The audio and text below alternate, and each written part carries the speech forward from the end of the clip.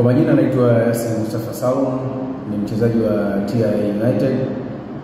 Nimeona tangazo kupitia Azam TV pamoja na mitandao ya kijamii katika swala la uanzishaji wa Football Academy ambayo ipo katika kata ya Ipala, jimbo la Mtumba, ambapo Mheshimiwa Anthony Mavunde ameweka ahadi ya kufungua kituo hicho kwa lengo la kukuza vipaji kwa wasichana na wavulana. Lengo ni kuwasapoti vijana hawa kufikia malengo yao na kusaidia jamii.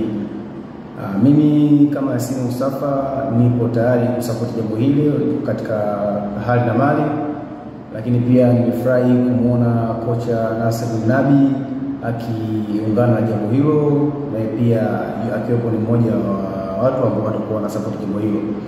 Mheshimiwa Anthony Mavunde ni mtu wa football, lakini pia amekuwa akisapoti wachezaji katika namna moja ama nyingine. Kwa hiyo kubwa zaidi tunataka tumsapoti na tuendelee kusapoti jambo hili ili liweze kufikia malengo, ili tuweze kufungua academy hiyo. Asante.